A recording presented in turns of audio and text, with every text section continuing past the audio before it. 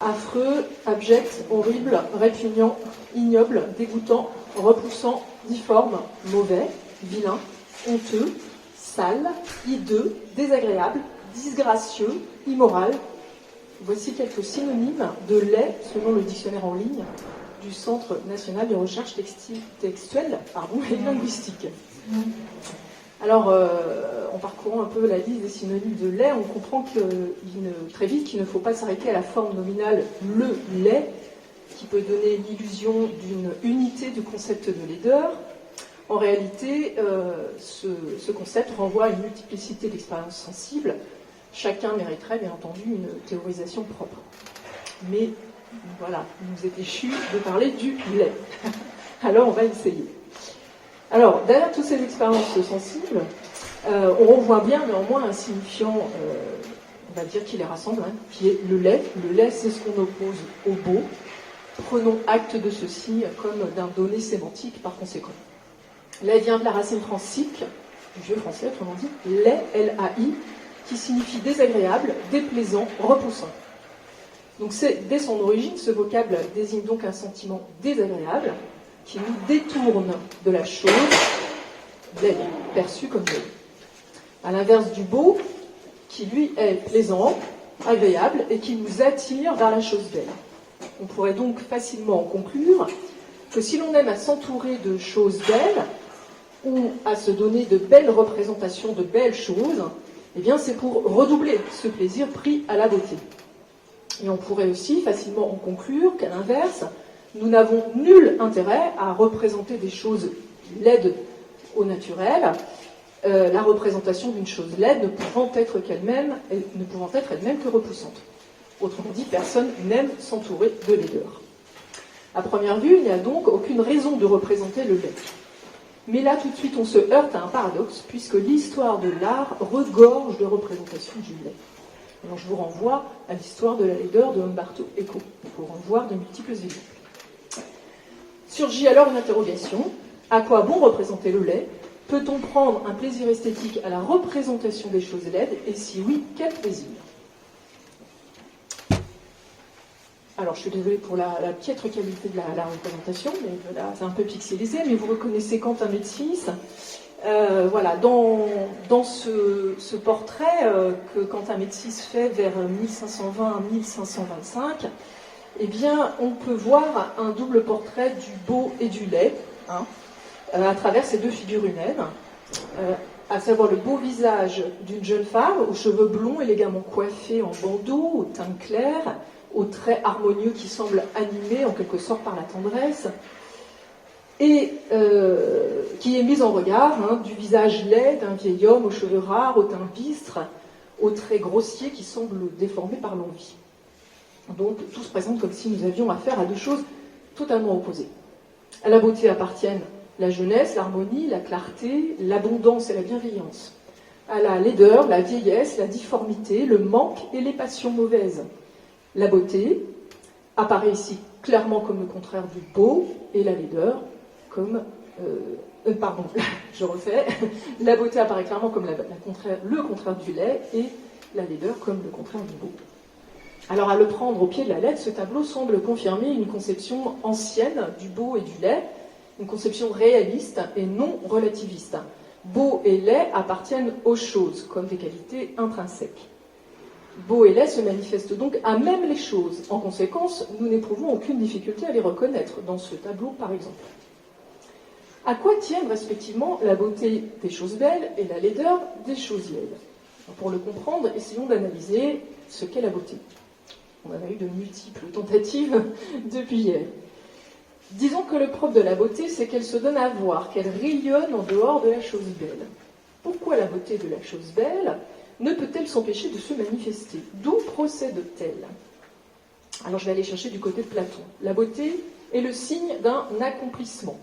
Apparaît belle la chose belle, car elle l'est parfaitement elle-même, lorsque sa forme actuelle est adéquate à sa propre essence. La beauté est avant toute chose plénitude, et c'est parce qu'elle est plénitude qu'elle rayonne, comme une surabondance d'être. La chose parfaitement accomplie n'a plus à changer, elle n'a plus à s'améliorer, puisqu'elle est déjà pleinement et totalement elle-même. Signe d'une chose qui n'a plus à changer, la beauté est une forme en repos, une forme qui procure un plaisir calme, tranquille. Chez Platon, l'expérience de la beauté est bien une expérience sensible, mais elle est en même temps une perception de l'intelligible dans le sensible. La chose parfaite est parfaitement mesure d'elle-même, car son existence est entièrement adéquate à son essence. C'est pourquoi, chez Platon, l'intelligible se formule d'abord en langage mathématique. La beauté est une symétrie et une eurythmie entre des couleurs, des longueurs, des formes, des sons. Autrement dit, un rapport bien proportionné entre les parties de la chose qui unit en une forme unique la diversité de ses parties. La belle chose est d'abord une belle totalité, et c'est la perception de cette belle totalité qui nous fait éprouver un sentiment de beauté. Alors comment, à partir de cette conception du beau, rendre compte du laid si on les oppose? Alors, disons tout de suite qu'il ne peut pas y avoir, avec une telle conception, de présence positive du laid. Le laid ne peut être qu'inaccomplissement, manque, défaut, erreur, et je vais citer Platon, un défaut de grâce dans l'apparence, le manque de rythme et d'harmonie. Fin de la citation, République 3. Et laid, la chose qui n'est pas encore parvenue à son plein accomplissement, dont le défaut de la beauté et le défaut de beauté est la marque visible d'un inachèvement qui peut être soit définitif, soit temporaire. Ainsi, le corps en pleine croissance, lors des phases de préadolescence, peut traverser des phases disgracieuses. Vous en avez vu, lorsque les proportions des différentes parties du corps ne sont pas encore parvenues à un rapport achevé entre elles. Laideur temporaire. Le laid est ainsi perçu comme la marque du devenir, la marque d'un processus à l'œuvre. Et cette conception dynamique du laid s'étend bien au-delà de l'Antiquité, puisque les hommes de la Renaissance, s'ils qualifiaient de gothiques les églises des XIIIe et XIVe siècles, ce qui voulait dire pour eux barbares, c'est précisément parce que leurs formes élancées, qui semblaient être instables, leur rappelaient la barbarie. Ils leur préféraient la beauté en repos des églises construites sur la base du nombre d'or. Ou prenons un exemple aussi dans la peinture. Rubens, peignant la tête de Méduse, nous donne à sentir le grouillement des serpents sortant de sa chevelure, qui commence à se métamorphoser en vermine. Le visqueux, le grouillant, le pourrissant semblent des formes du lait en soi. Ainsi, le lait est nécessairement beau, défaut ou bien déformation. Mais le problème qui se pose à nous alors est que cette conception du beau ne rend pas compte de toutes les expériences de laideur. Il n'est pas certain que notre regard soit plus attiré par la beauté de la jeune fille du tableau de Médicis que par la laideur de l'homme. Le lait fascine. Le lait happe l'attention. Le lait hante l'esprit. Après coup. Comme il y a une irruption du beau, il y a aussi une irruption du laid. La laideur agresse. Cela se passe en moi, cela se passe en nous, mais cela se passe en corrélation avec la chose qui est là-bas. Il y a donc un pouvoir du lait sur nous. Et si le lait provoque sur nous une attirance, c'est qu'en un sens, c'est une expérience esthétique. Ce qui peut paraître surprenant si l'on définit esthétique comme synonyme de beau. Alors, rappelons peut-être qu'originellement, esthétique est forgé du grec aesthésis, qui désigne la sensation. En 1750, dans son traité intitulé Esthétique, Baumgarten lance le mot esthétique en lui donnant pour la première fois le sens d'une théorie de l'art et de la sensibilité, d'une science des sensations. La beauté n'est plus définie par la symétrie ou l'eurythmie, mais par l'intensité de la sensation dans le sujet qui éprouve la beauté. Si on définit la beauté par la sensation, par l'intensité de la sensation procurée, alors on va voir s'effacer la frontière entre le beau et le laid. En effet, la mise en présence d'un objet laid peut susciter, comme je l'ai dit un peu avant, des sensations aussi vives que celles de la beauté. Faisons parler Platon encore une fois, rapportant par la bouche de Socrate l'anecdote suivante en République 4. Léoncios, fils d'Aglaïon, remontait du Pirée en suivant le mur extérieur du nord, et il aperçut des cadavres qui gisaient au lieu des exécutions publiques. Il était à la fois pris du désir de regarder, et en même temps il était rempli d'aversion et se détournait de cette vue. Pendant un certain temps, il aurait résisté et se serait voilé le visage, mais finalement subjugué par son désir, il aurait ouvert grand les yeux, et courant vers les suppliciés, il aurait dit « Voilà pour vous, génie du mal, rassasiez-vous de ce beau spectacle. » Regardant les cadavres des condamnés, Léontios est en proie à une dualité de sentiments, répulsion et fascination en même temps. Dualité qu'il vit dans une forme de réprobation morale, une forme de culpabilité qu'il éprouve à désirer ainsi contempler l'horreur de la souffrance, de la mort et du crime. En conséquence, pour Platon, le laid ne peut être une finalité dans l'art, contrairement au beau. Par crainte d'une contamination par le mal, les artistes ne peuvent pas et ne doivent pas, pour Platon, se donner comme but de représenter le laid, le vicieux, l'horrible, afin que ceux qui sont destinés à garder la cité ne grandissent pas au milieu de ces images et, formés par elles, n'amassent pas, je cite, « dans leur âme un mal immense ». Fin de la citation, République 3. S'il n'y a rien de bon à attendre du laid, sa représentation doit donc être frappée d'interdit, d'où le reproche classique et récurrent fait aux artistes d'esthétiser le laid. À moins que sa représentation ne soit faite dans le but de frapper les esprits et de les détourner du mal. Alors je voudrais ici vous donner lecture d'un extrait d'un sermon de Carême d'un littérateur et prédicateur italien qui s'appelait Sebastiano Paoli du XVIIIe siècle. À peine ce corps, pourtant bien composé et bien organisé, est-il enfermé dans le sépulcre, il change de carnation et devient jaune et blafard, mais d'une certaine pâleur et d'une certaine lividité qui donne la nausée et fait peur.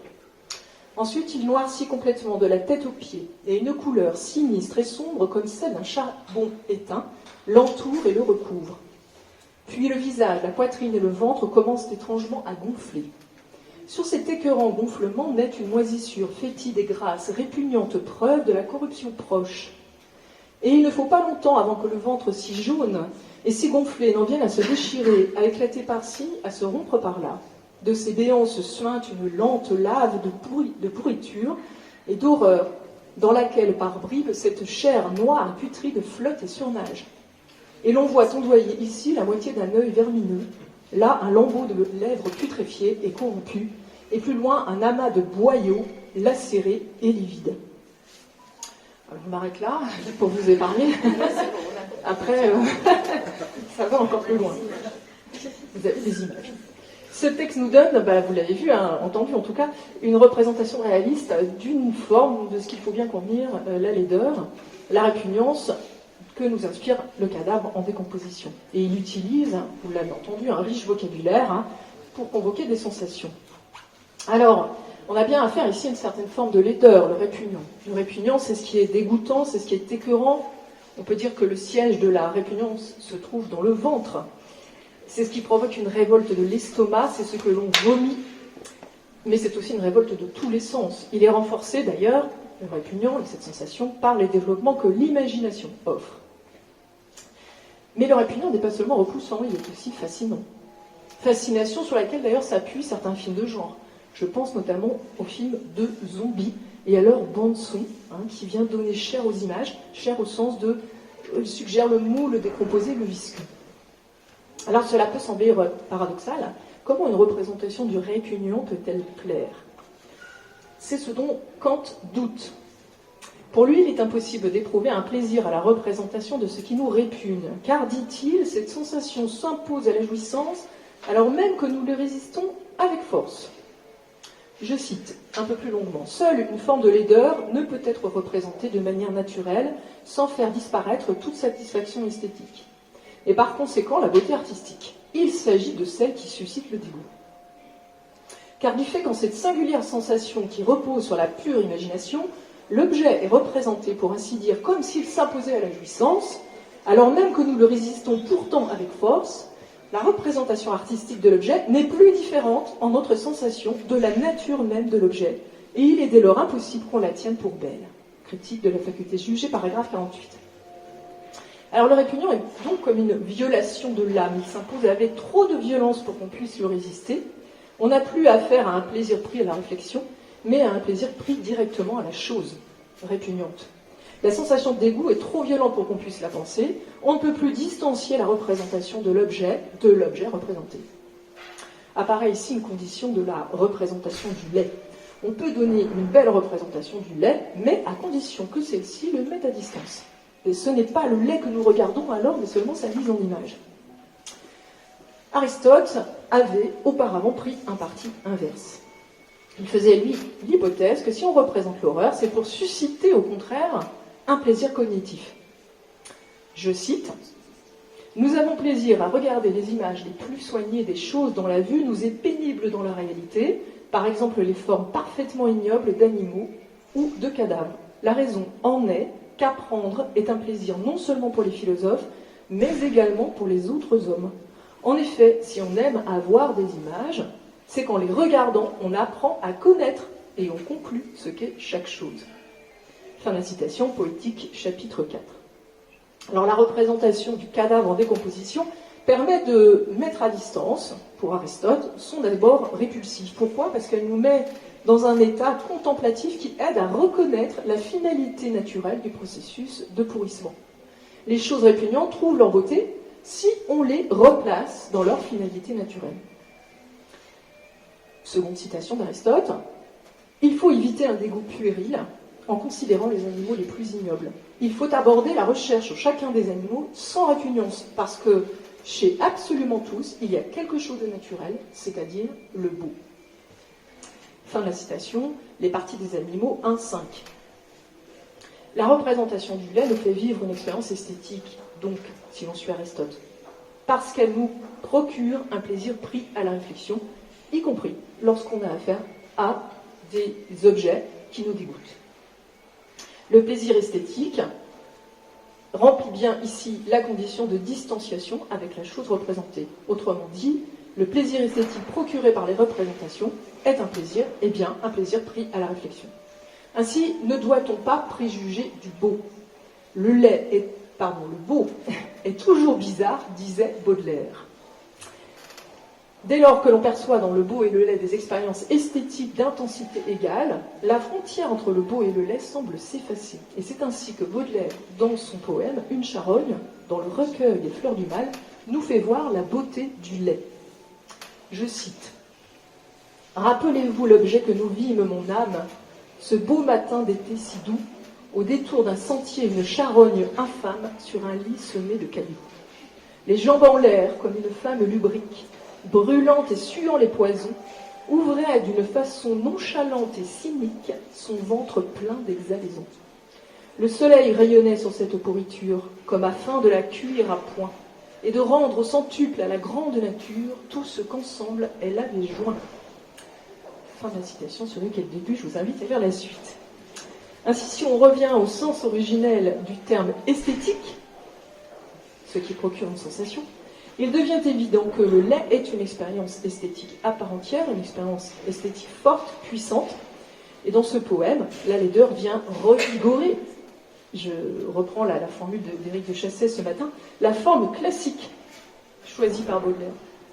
Comme si le lait était, je reprends là aussi la formule d'Éric de Chassey, la part négative du beau. Je conclus. Le lait ne se résume pas au répugnant, bien entendu. Derrière l'apparente unité du concept, comme je l'ai dit au début, il y a en réalité de multiples expériences du lait, chacun méritant une conceptualisation propre. On pourrait en citer d'autres. Par exemple, l'insignifiant ou le plat, ce qui ne retient pas le regard. Ainsi, certains paysages, notamment urbains, ne parviennent pas à retenir notre attention. Mais tout en nous laissant parfaitement indifférents, ils peuvent éveiller en nous comme une sourde révolte intérieure. Et je crois qu'il en sera question ce soir. Je vous invite à rester à la dernière conférence. Merci.